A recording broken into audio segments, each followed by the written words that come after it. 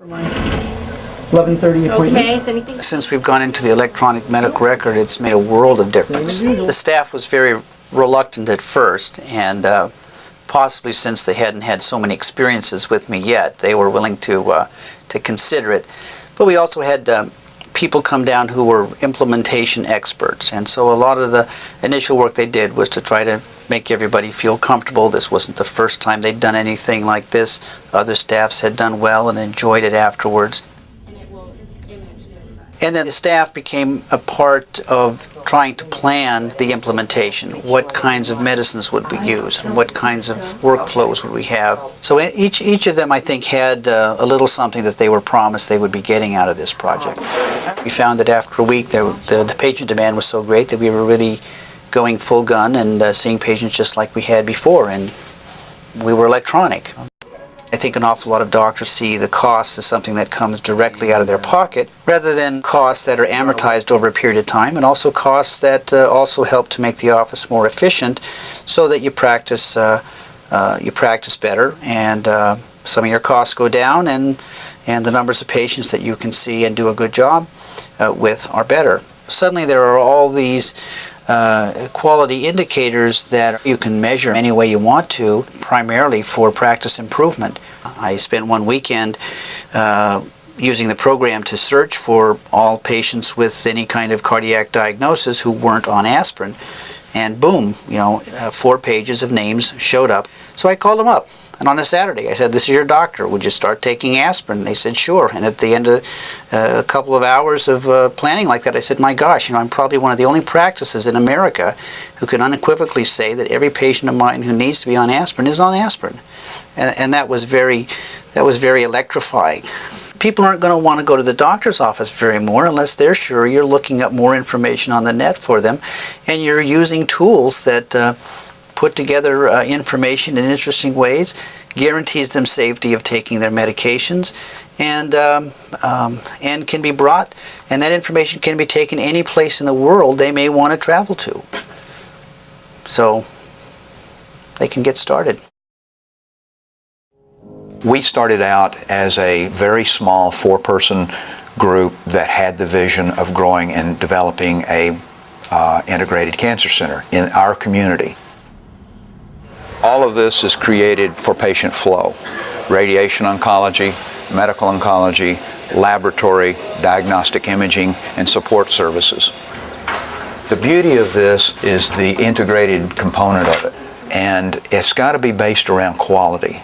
The first step in creating a clinical quality program in our healthcare for the homeless was to actually look at the Disparity Collaborative, take the chronic disease model by Ed Wagner, and try to implement it in that program. We've tried different options with data collection. We've started from using the tool that the Bureau of Primary Health Care had out there for the community health centers to use, to developing our own tool, then to kind of partnering with with our partner hospital and our partner laboratory to kind of get that data electronically from them and be able to work around it and be able to generate reports back, to the provider teams. And I think that has been very, very helpful. Change is very difficult in medicine, especially because of the deep grooves of tradition that exist in medicine, and deep grooves sometimes are hard to climb out of. What we try to do is to create a paradigm of why we do things, rather than saying we want to start an electronic medical record system in our practice. We want to give the reason why. So when we're actually able to demonstrate the outcomes of what we're measuring and show those outcomes to the people that are putting in that information, it makes adoptions much easier. All of our processes are recorded electronically on a format that has the ability to capture data, and when data is captured, then it's reportable.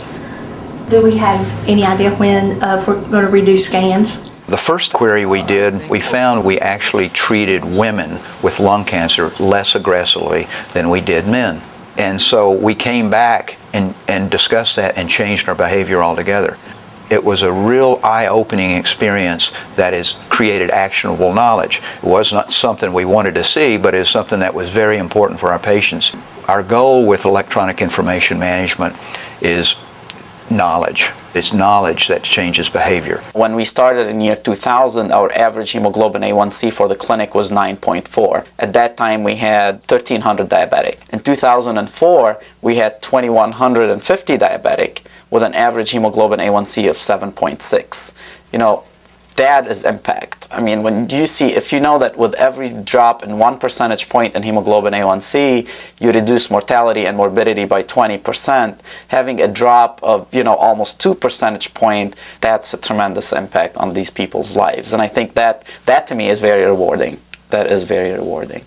Since we started to employ all of our quality indicators and our quality mechanisms, it's changed everything for us. It's changed our attitude. It's changed our communication internally, because we are always looking for new ways of doing things. And people come to us all the time internally and say, why don't we measure this or that? And when it does, it's like always renewing. This is the best of all times for me, because I know I'm doing something that's meaningful. I know I'm doing something that's measurable. We can make a change in our own practice, how we practice personally every day, in the quality of our care that we give our patients. It changes our lives. It does get us up in the morning.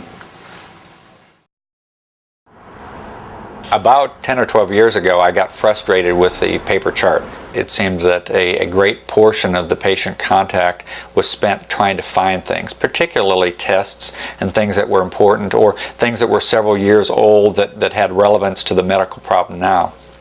So I hired my children. I have 3 girls, and they came in and organized my paper charts with files.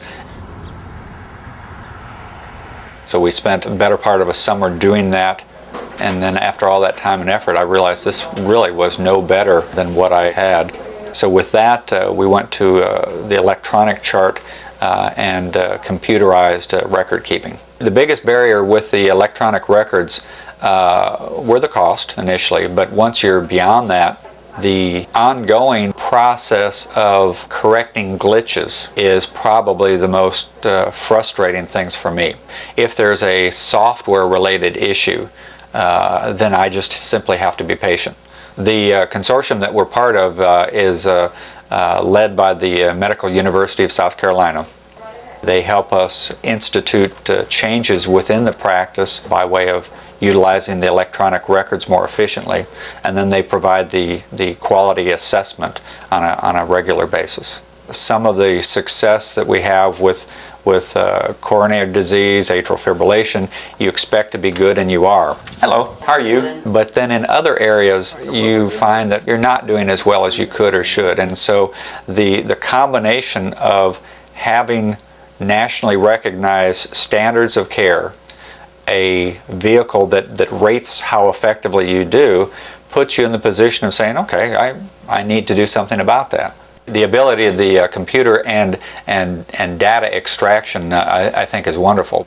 And we know that by extracting the diabetics who have not been seen in 6 months, diabetics with a cholesterol over a certain level, a blood pressure over a certain level, that we've identified problem medical areas, and we can pull those people in and remedy that medical condition.